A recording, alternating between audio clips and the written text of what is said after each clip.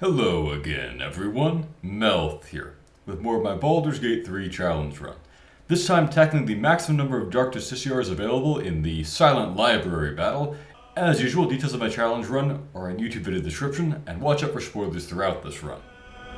Alright, so we had just finished dealing with Lurthendor and the Rat Horde battle down there. One of my favorites in Act 1. Now let's go over here to the Silent Library since we're right near it anyway. This is kind of a fun puzzle fight too. Now, I wasn't initially sure which of the two ways to handle it would be technically harder for my challenge run. Either wait for all the Justiciars to spawn in, or fight while the silence is ongoing.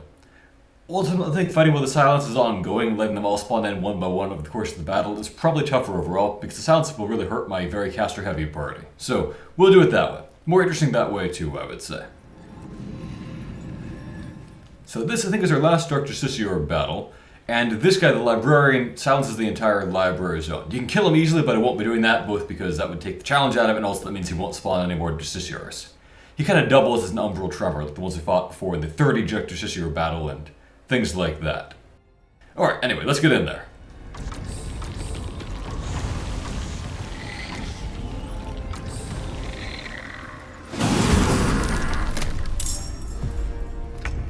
So, let's see. We've got a Soul Hunter, so that's one of the ranged ones. Another Soul Hunter, so that's also ranged. Nightweavers are their casters, but are surprisingly bad and weak. The Avenger over there is pure melee and is in the corner, so we can probably just ignore him. Nightweaver over there, and okay. So, I'm hoping I can pull some of these guys together and maybe blast them with like a throwable bomb or something. Because of course, I don't want to use most of my attacks here because all my guys have Morning Lord's Radiance, except for Minthara, of course, because I didn't use the trick of bringing her back into Act 1 to get that, because that would have been kind of an exploit. I don't do that kind of thing in this run. And of course, Ballista can do a spell attack that's pretty good, but he does have on the Callous Glow ring, one of the best rings in the game. So he does radiant damage, so he will be at risk of taking damage from that. But if I can have him just throw a Void Bolt and pull them together, that'd be ideal anyway. That should work, I think. Let's try that. That one's saved, unfortunately. Oh, hey, he did actually do a bit of radiant damage. That's a little bit weird. Who did they do that to? The Void Bulb itself took the damage. Huh. You do want to be very careful here, by the way. If you use too much AoE damage near the shelves, you can permanently block yourself due to developer oversight out of getting to the treasure back there, because one of the books that you need to open that is destroyable. Really a big problem, I would say. Well, in any case, this might be a good opportunity to throw the Brilliant Retort. Let's try that. Unlike Smoke Powder Bombs, you can see the AoE on this one. What an advancement by Barkus.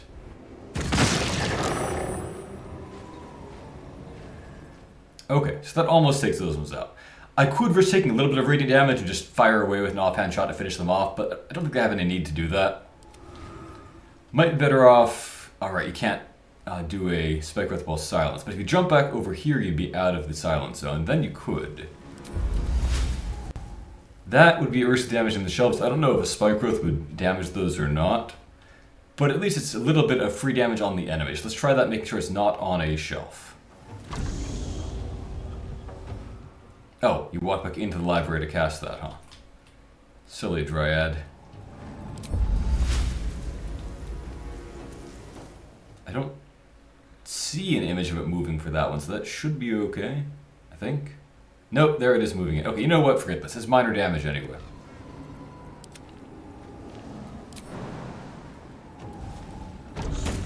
Let's have the skeleton maybe finish off that one.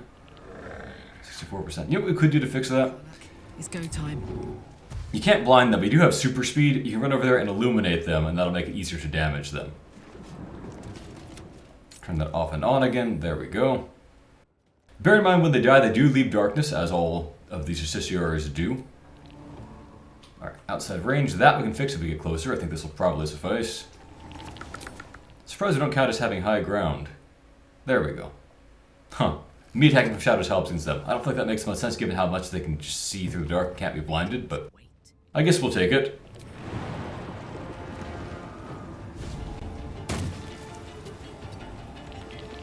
And can we finish off with that one too? Not quite, but we're getting there. Okay. Unleash me. Minthara, you'll have to wait your turn. Okay. One more shot should do it. This might still be at long range. Yeah, it's not bad though. I'm gonna just take it. Keep it simple. There we go. That's interesting. That was a Soul Hunter, wasn't it? Yeah, it was. See, I've been trying to find out why some of these guys don't give XP and some do. It seemed like in a previous battle, Soul Hunters gave no XP, but here that one did, so that kind of makes that theory not hold up. My other theory is that it's people who spawn out of the portals don't give XP, but that doesn't match either, because some of those definitely do, so I'm not quite sure about that, to be honest. Alright, you know what, Shadow, just get in there. Doesn't really matter much what you do. Your command. Now the target is, I think, that Soul Hunter, and the Nightweavers are secondary. Minthara is one of the few who can actually attack without, penalties, because she doesn't have Morning Lord's Radiance. Astarion can throw lots of bombs, and I have lots of bombs, so that could be worth doing. On the way. Alright, that should be fine. Let's just go for that.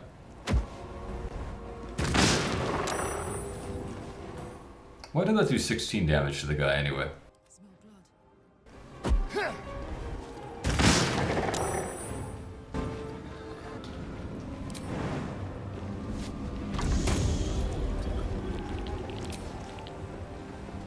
Can't hit the guy, huh? At all? Even like... Huh. Didn't anticipate that. Low ground and too dark. We can fix at least one of those things. But we do need to take that guy out one way or another.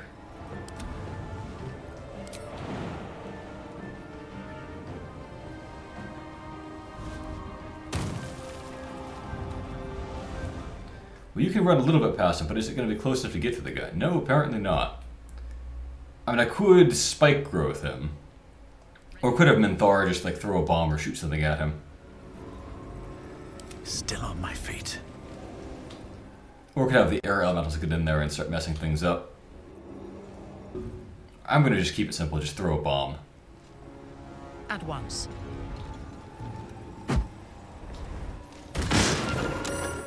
There we go. Alright, now let's try to work on this one over here, and that one we can probably ignore. Again, the Nightweavers are not that big a threat, so not too worried if one of them lives at low HP.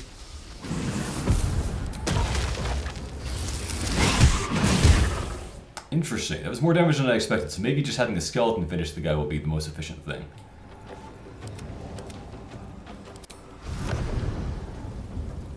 So in that case, I'll have that guy teleport over there to work on that one. Yeah, if we're doing that, we might as well actually get these guys in light, maybe. And make it easier to damage them. Yeah, there's traps around here. That should be full damage now. Nice, nice. We can probably finish that guy off. So you are here. That guy's still in too dark. Bye forever, pal. But if you walk over here, will that change? Or how close you need to get? That's much better. Let's just go for that. Fresh orders? Target is at normal range. What if you were to run or jump over to this side? No, you've already jumped. Okay. Very well. We'll just take what we can get, I guess. Yes. Almost dashed there when I meant to do a hop. Not enough movement. Really, even for like down there? Okay, there we go. Not bad. Alright, so all that leaves left is the melee one. I'm going to just end my turn here. I think we're good. Yeah, I figured I'd have to dash at him unless I could do a shadow step teleport.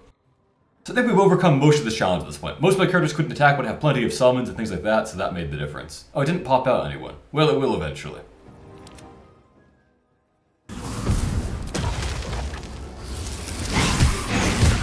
Nice.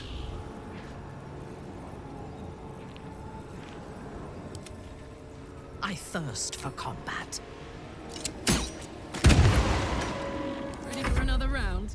Okay, let's just end our turn and wait for the other guys to spawn in.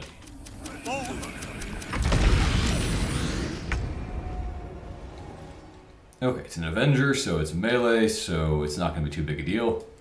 Air Elementals. If you're wondering, by the way, why my Elementals are so strong, I talked about this in previous videos, but you can actually have summons drink elixirs out of your inventory, so I had them drink Cloud Giant ones, and interestingly enough, although by default they start off with much higher dexterity than strength, they use their strength for their melee attacks. If you have them drink an elixir, they get a huge benefit out of that. And given that with tactics will keep them alive for the entire act, I think that's a good investment. Wow, lots of criticals. Okay. Next up, please.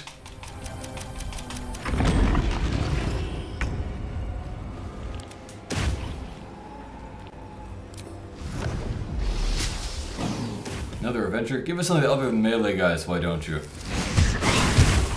I think it spawns up to 4 guys. I'm not 100% sure about that one. But I think I've read once that all of these portals have like a fixed number of guys they can spawn.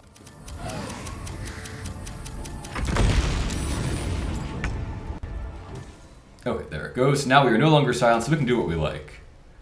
Blinded. Yeah, we'll go for it anyway. Gods, it's hot in here. Oop, didn't mean to click that.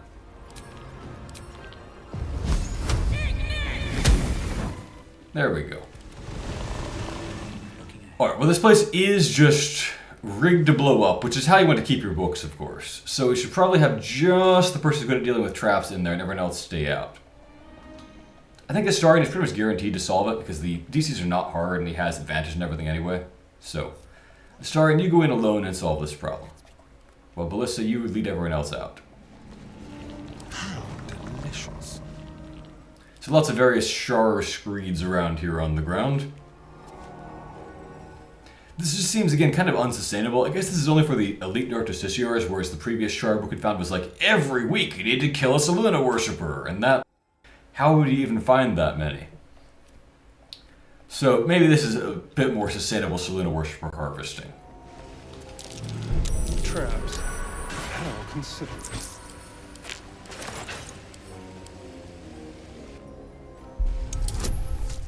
Alright, this should be guaranteed unless I get double ones, which is 1 out of 400. This is the key, this book. And again, due to developer oversight, it is destroyable, which is really not good. Alright, very silly stuff.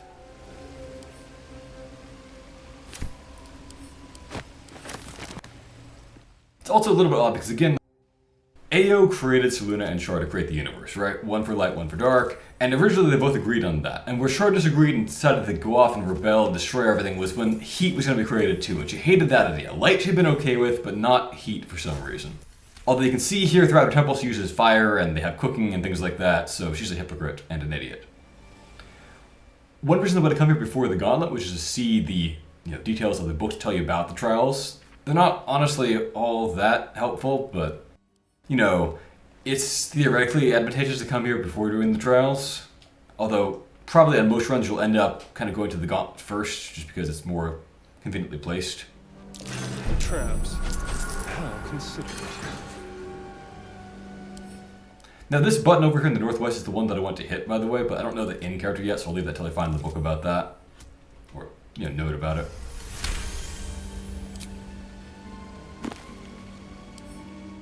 This is the trial about fighting yourself. I don't know whether it's a bug or what, but actually, you will sometimes, but only sometimes, be cursed if you attack people other than yourself during that trial. It can often be convenient to just have one good person, attack everyone, and then, do a remove curse on them afterward or things like that, I believe. Unless they've changed how it works. They have changed how the other trial that's left here works. So this again is about the Night Song being murdered and so forth, and how they have the spear for this job, and bring Shadowheart here, she'll want to do that. Ballista is glad every day that we don't have Shadowheart with us. Can you imagine deliberately bringing a Shar worshipper to the Shar temple to try to help destroy the world? Crazy. Nothing too interesting in those CRs, just minor treasures. A trap. Someone doesn't like visitors. I am glad they had multiple different, trap lines for every character, but there are still few enough, given the sheer number of traps that you run into in close sequence, that it does get a little bit repetitive. Alright, Alright, so now talking about how love is bad and things like that, but also Shar loves you and you should love Shar. They're just full of silliness. This, I think, has the clue telling you which section of the library has the button to open. Yeah, northwest. So now I know that in character, and will, as I talked about, open up the passageway back there. Let's see.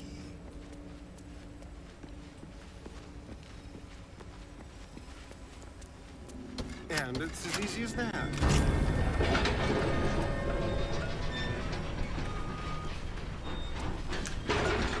Alright. Yeah, these traps shouldn't be a problem unless I put the right thing on the plinth. Be careful. What can silence? We can sound the night song, and we know the answer from that book that we found.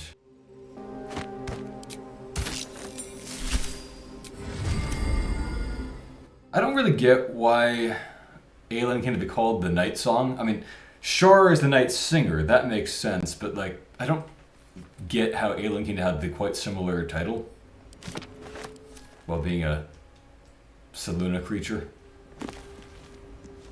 Scrolls, but not terribly useful ones. Hypnotic Pattern is crazy in 5e, just like an auto win of many fights, but in this game it's not so good because most of the control spells were nerfed pretty hard. Deliver the night. Plus they just made the direct damage classes kind of better at that, at least some of them. To the night. So the Spear of Night will be nothing special for us, This is beautiful.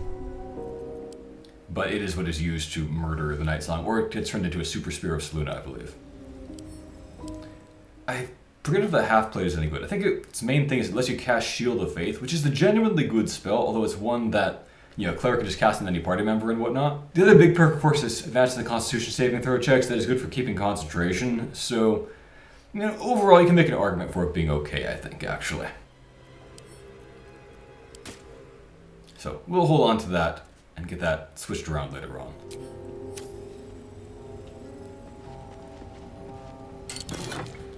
So you start kind of getting the Dark Justiciar set over the course of this. You won't get the entire set unless you side with Shadowheart and help murder the Night Song, but this is also a decent helmet, Plus 1 to saving throws against spells is solid. We have a better helmet than that. I think the Flawed Hellas is plus 2 against spells, but, it's decent overall. Sells for a massive amount for some reason.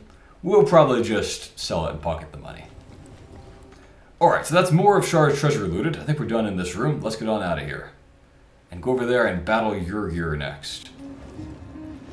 Come to think of it, actually, there's a little bit more treasure to grab. Let's do that on the way to Yurgir. I think that there's kind of a secret path over here that leads to him, but also leads to a treasure site.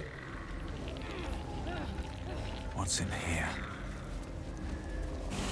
It's probably about time to dismiss my shadow for good with a shadow lantern. Like, it's useless because it can't go up and down even the smallest cliffs and whatnot, so it's never been able to do anything in a fight.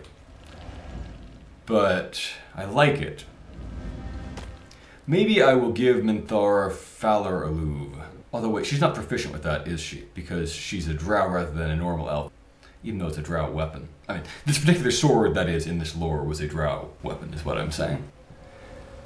The Astarion has great dexterity, and this thing can hit with dexterity, so that's pretty good. She has, I think, better strength. Not like great, but it's positive. We'll switch that back up once this fight is over. Again, I just want to take people alive for purposes of charging up spell slots, I think.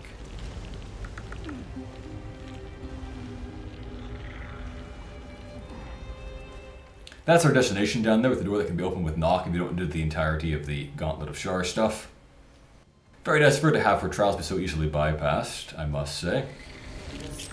Alright, let's have just Minthara and Ballista, because they have long jump, go up over this way and loot things in that corner.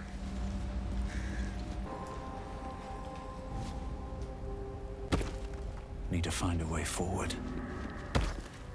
The mirrors here seem to not I reflect. think this is where the horde is. Yep, there we go.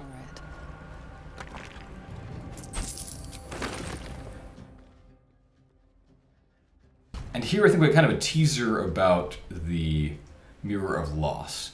As far as more, this one's completely inoperable, nothing you can do with it. It's not anywhere near as good as the Super Mirror of Loss that you find in Act 3 that lets you power up your stats permanently.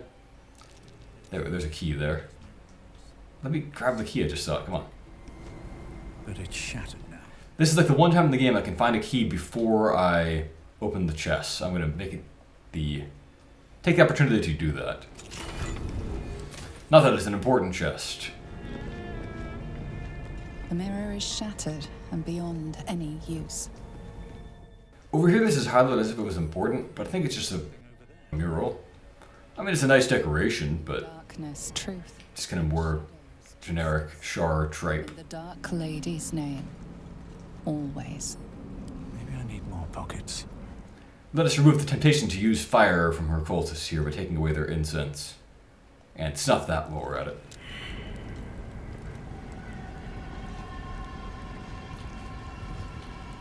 Perception failed. Wasn't there a hidden treasure over there? Is there something else here that I'm missing?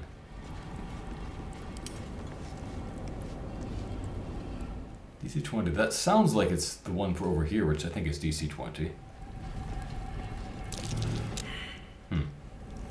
Our enemies. We might need to bring someone else over too. There we go. Okay, no, it must be something else. That's odd. If you know what I missed over there, let me know and I'll go back and grab it. Never a dull moment. Well, I think that just leaves the material in here. This is kind of, again, this lore kind of teaches you about the Mirror of Loss, but also relates to something with...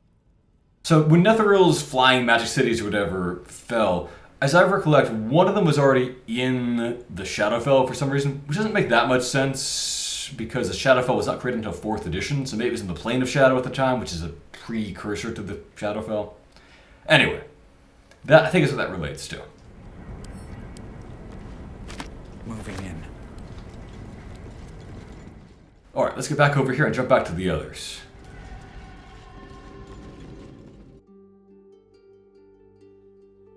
Thank you for watching, and a special thank you to my Patreon supporters. Master Knight DH, Jackie, Enlino, Travis, Carlo Andrea 97, Cthulhu's Mom, Oliver, Andrew Curzon, Trubsy, Skill Route, Gregory, William Wakefield, Danny Hall, Jeffrey Morse, Josh, Becca, Jack, Mashas01, Jacob Marshall, Nubiana, Till Fisher, Discord Colossus, Nicholas Schmuck, Kostya Nesterovich, Goman Blackrock, Dodo King 4, Marcin Bialik, Techno Waffle, Nebular, I Loop, Michael Francis, Emperor Kong 420, Robin Mackey, Micken Balls, Stygian Flamey, Micah Marie, Christopher Allen, Stefan Van Zyl, Eddie, Wendy, Ali Kasamoglu, Lucas Riverola, Skylar Sauce, Nick Myers, Bethany James, Emp Ninjas, Prebin, Mango Jelly, and Chupaton.